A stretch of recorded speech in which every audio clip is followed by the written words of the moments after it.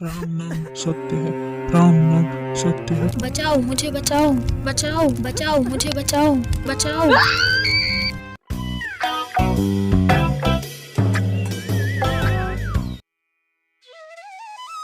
बहुत समय पहले की बात है। एक गांव में प्रेम अपनी पत्नी अनीता के साथ रहा करता था। प्रेम एक गरीब किसान था, पर वह अपने जीवन में बहुत खुश था, क्योंकि उसने अनीता से प्रेम विवाह किया था, जो समय में बहुत मुश्किल से हुआ करता था। क्या कर रही हो मेरी जान? आपके लिए खाना बना रही हूँ। क्या बना रही? वो खिचड़ी, वो भी आपकी पसंदीदा उड़द की दाल की। ओहो, तुम कितना प्यार करती हो मुझसे। अरे क्या जी, आपको तो बस हर चीज में प्यार दिखता है। प्यार है इसीलिए दिखता है। अच्छा, ऐसी बात। ठीक है, ये लीजिए, खिचड़ी बन गई है, खा लो। अच्छा ठीक है।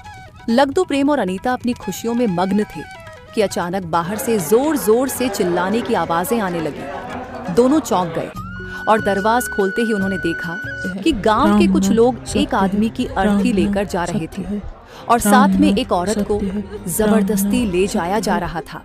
प्रेम को समझने में देर न लगी कि यह औरत को सती किया जाने वाला है। अरे ये क्या कर रहे हो? उसे छोड़ दो, ये अन्याय है, ये पाप है। प्रेम ये गांव का रिवाज है। तुम धर्म के खिलाफ जाने की जरूरत मत करो। धर्म नहीं, पागलपन है। किसी की जान लेना धर्म नहीं हो सकता। धर्म की रक्षा के लिए यह जरूरी है। मैं तुम्हें यह नहीं करने दूंगा। छोड़ो उसे। वह किसी की माँ बहन है, वह इंसान है, तुम्हारी जागीर नहीं। प्रेम, ज्यादा बोलोगे तो तुम्हें भी इस आग में झोंक देंगे। हाँ, चुप रहो और अपने काम से काम रखो। समझे? आप मत बोलो, ये लोग आपको भी नुकसान पहुंचा सकते हैं। हमारी कोई नहीं सुनेगा अनीता। मैं चुप नहीं रह सकता।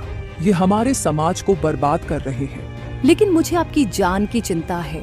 आप शांत हो जाओ, धर्म के मामले में कुछ ना बोलो।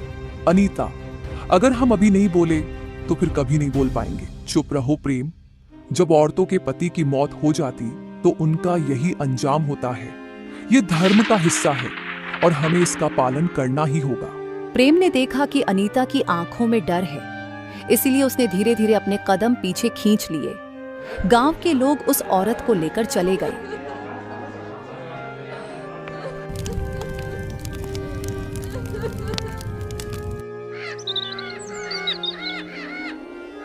और प्रेम ने अनीता से कहा, अनीता, अगर मेरे साथ कुछ हो जाए तो तुम कभी सती नहीं होगी।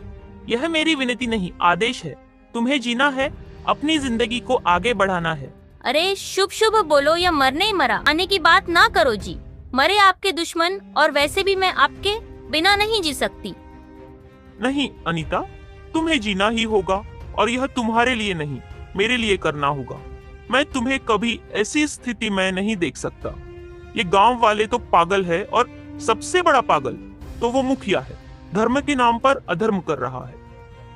अनीता चुप हो गई, लेकिन प्रेम के शब्द उसके दिल में गूंजते रहे। कुछ ही दिन गुजरे थे कि एक भयानक दुर्घटना में प्रेम की मौत हो गई। जब गांव के लोग प्रमोद की लाश को घर लेकर आए तो अनीता का दिल टूट गया। वो प्रेम की देह को देख फूट फूट कर रोने लगी। आप ही मुझे छोड़कर कैसे जा सकते हो?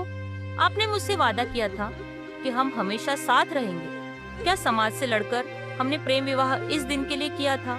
धैर्य रख बहन, ईश्वर की यही मर्जी थी। क्या कर सकते हैं, वो अच्छे लोगों को जल्दी बुला लेता है। प्रेम की मौत के बाद घर में मातम का माहौल था। अनीता प्रेम की लाश से लिपटकर रो ही रही थी कि तभी गांव का मुखिया कुछ लोगों के साथ वहां आ पहुंचा। चलो अंतिम संस्कार की तैयारी करो, और अनीता, तुम भी अपने पति के साथ सती होने के लिए तैयार हो जाओ। यही तुम्हारा धर्म है। अनीता ने सिर उठाकर मुखिया की ओर देखा। उसकी आंखों में गुस्सा और दुख दोनों ही थे। अचानक उसे प्रेम की कही बात याद आ गई। मैं सती नहीं होंगी। प्रेम ने मुझसे कहा था कि अगर कुछ भी हो जाए तो मुझे सती नहीं होना चाहिए। यह उनका आदेश था और मैं इसका पालन करूंगी। तुम, यह धर्म का अपमान है। तुम्हें सती होना ही होगा। मुझे बताइए, क्या ज्यादा जरूरी है, अपने पति के लिए सती होना या अपने पति के आदेश का पालन करना? प्रेम ने मुझसे कहा था कि मैं सती ना हूँ और मैं उनके आदेश का पालन करूंगी। तुम अधर्मी हो। ये धर्म की मर्यादा का उल्लंघन है। तुम्हें सती होना ही पड़ेगा। अनीता की आंखों में आंसू थे, लेकिन उसने हिम्मत नहीं हारी। उसने एक एक करके गांव वालों से मदद की, गुहार लगाई। भाइयों बहनों, मेरी मदद करो, मुझे सती होने से बचाओ। हम कुछ नहीं कर सकते, ये गांव का रिवाज है, मुझे माफ करना। पर मुखिया जी सही कह रहे हैं। हर तरफ से उसे निराशा ही मिली, कोई भी उसकी मदद के लिए आगे नहीं आया। तभी मुखिया का बेटा शिव बोला, पिताजी यह गलत है। अनीता भाभी को सती होने पर मजबूर नहीं किया जाना चाहिए। ये उनका अधिकार है कि वह अपने पति का आदेश माने। चुप रहो शिव, तुम कुछ नहीं समझते हो, इसमें दखल मत दो। जब कोई भी उसकी मदद करने के लिए तैयार ना हुआ तो वह अचानक घर से बाहर भागी। कुछ गांव वाले उसके पीछे दौड़े, लेकिन मुन्नी तेजी से भागते हुए उनकी नजरों से ओझल हो गई। वह गांव के बाहर एक बलवान के घर पहुंची। वह आदमी प्रेम की ही तरह सोच रखता था। दरवाजा खोलिए, दरवाजा खोलिए। अरे कौन हो तुम और इतनी घबराई हुई क्यों हो? भैया मेरी मदद करो, मेरा नाम अनीता है। मेरे पति प्रेम की मौत हो गई है और गांव के लोग मुझे सती करने पर तुले हुए हैं। प्रेम ने मुझे सती होने से मना किया था। मैंने बहुत कोशिश की, लेकिन कोई मेरी बात सुनने को तैयार नहीं है। बहन घबराओ मत, मैं तुम्हारी मदद करूंगा। ये अत्याचार अब और नहीं चलेगा। चलो मैं मुखिया से बात करूंगा और तुम्हारे हक की लड़ाई लड़ूंगा। तुम आंसू पोंछ लो, अब तुम्हें कुछ नहीं होगा। आपका बहुत बहुत धन्यवाद। अनीता को एक उम्मीद की किरण नजर आई, क्योंकि उसे पता था कि अब उसे अकेले नहीं लड़ना पड़ेगा। अनीता और बलवान दोनों मुखिया के पास पहुंचे। मुखिया पहले से ही गुस्से में था। जैसे ही उसने अनीता को देखा, उसकी आंखों में और भी आक्रोश भर गया। अनीता तू कैसी अधर्मी औरत है जो अपने पति की अर्थी को छोड़कर भाग गई। तुझे शर्म नहीं आई? कितनी देर से यह अर्थी यही पड़ी है। रुको मुखिया जी, आप जिसे धर्म कह रहे हैं वह धर्म नहीं है, यह सिर्फ एक कुरीति है और हमें इसे रोकना चाहिए, ना कि बढ़ावा देना चाहिए। तू कौन होता है हमारे गांव के रीति रिवाजों में दखल देने वाला? यह हमारी परंपरा है और इसे कोई नहीं बदल सकता।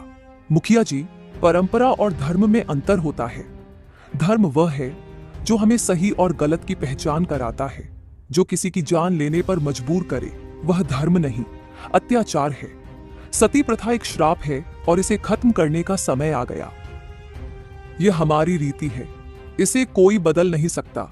और तू कौन होता है यह तय करने वाला कि क्या धर्म है और क्या नहीं? मुखिया जी, क्या आप जानते हैं कि सती प्रथा की शुरुआत कैसे हुई थी? यह कोई धार्मिक प्रथा नहीं थी। प्राचीन काल में जब युद्धों के दौरान महिलाएं विधवा हो जाती थीं, तो उन्हें दुश्मनों के अत्याचार से बचने के लिए सती होना पड़ता था। यह समाज की मजबूरी थी, धर्म नहीं। लेकिन समय के साथ लोगों ने इसे धर्म से जोड़ दिया और इसे कुरीति बना दिया। तू क्या बकवास कर रहा है? ये तो सदियों से चला रहा है। धर्म है या मुखिया जी, धर्म वो है जो हमें इंसानियत सिखाए, ना कि किसी की जान लेने पर मजबूर करे। सती प्रथा का असली मकसद बदल गया और अब ये सिर्फ एक अत्याचार बनकर रह गई है। इसे धर्म का नाम देना गलत है। असली धर्म तो यह कहता है कि हर इंसान को जीने का हक है। मुखिया जी, अगर आज के समय में ऐसा कुछ भी नहीं है तो सिर्फ औरत ही पति के लिए क्यों मरे? अगर सच्चा धर्म निभाना है तो आदमियों को भी अपनी पत्नियों के लिए मरना चाहिए। क्या सिर्फ पत्नी ही धर्म निभाएगी और पति नहीं? तू क्या बकवास कर रही है? ऐसी बातें कहने की हिम्मत कैसे हुई? तुझमें तुझे अपने शब्दों का भी ज्ञान है। मुखिया, अनीता को बुरा भला कह ही रहा था कि तभी उसका बेटा शिव आया और घबराई हुई आवाज में बोला, बाबा मेरी पत्नी का देहांत हो गया है। शिव की बात सुनकर माहौल में सन्नाटा छा गया। तभी अनीता ने मुखिया की ओर देखा और साहस के साथ बोली, मुखिया जी, अगर सती प्रथा ही धर्म है तो मैं सती होने को तैयार हूँ, लेकिन एक शर्त है। शिव भी अपनी पत्नी के साथ मरेगा क्या? अब भी आप इसे धर्म मानेंगे? अनीता की बात सुनकर सभी गांव वाले चौंक गए। मुखिया का चेहरा लाल हो गया, लेकिन उसकी जुबान जैसे बंद हो गई थी। अनीता ने सचमुच समाज के सामने एक कड़ा सवाल खड़ा कर दिया था, जिसे नजरअंदाज करना संभव नहीं था। ठीक है बाबा, अगर धर्म यही है तो मैं भी अपनी पत्नी के साथ सती होने के लिए तैयार हूँ। शिव की बात सुनकर मुखिया का चेहरा भीगा पड़ गया। उसने कभी अपने बेटे को इस तरह की बात कहते नहीं सुना था। वो घबरा गया। नहीं बेटा, तुम ऐसा नहीं कर सकते। तुम मेरी इकलौती संतान हो। मैं तुम्हें जिंदा जलते हुए नहीं देख सकता बाबा। आप ही तो हमेशा कहते थे कि धर्म सबसे ऊपर है। अगर यही धर्म है तो मुझे भी इसका पालन करना चाहिए। चिता तैयार की गई। गांव वाले हैरान होकर इस दृश्य को देख रहे थे, लेकिन जैसे ही शिव चिता के पास पहुंचा, मुखिया का दिल टूट गया। वो फूट फूट कर रोने लगा और शिव को रोते हुए बोला, अब रुक जाओ शिव, तुम लोग सही कह रहे हो, सती प्रथा गलत है। मुझे माफ कर दो, मैं अपने बच्चे को जिंदा जलते नहीं देख सकता। मुखिया की यह बोलते ही अचानक प्रेम सामने आ गया, जो सबके लिए एक बड़ा झटका था। मैं मरा नहीं था, ये सब एक नाटक था, ताकि हम लोग सबको यह समझा सके कि सती प्रथा कितनी गलत। मुखिया और गांव वालों की आंखें खुली की खुली रह गई। शिव और उसकी पत्नी दोनों जिंदा और स्वस्थ थे। यह सब एक योजना थी जिसमें बलवान शिव और प्रेम शामिल थे, ताकि गांव वालों को सती प्रथा की कुरीतियों से अवगत कराया जा सके। मुझे माफ कर दो, मैंने धर्म के नाम पर जो अंधविश्वास फैलाया वह गलत था। आज मैंने अपनी गलती समझ ली है, मुझे क्षमा करो। मुखिया के बदलने से गांव वालों की सोच भी बदल गई और इस तरह सती प्रथा का यह अध्याय हमेशा के लिए बंद हो गया।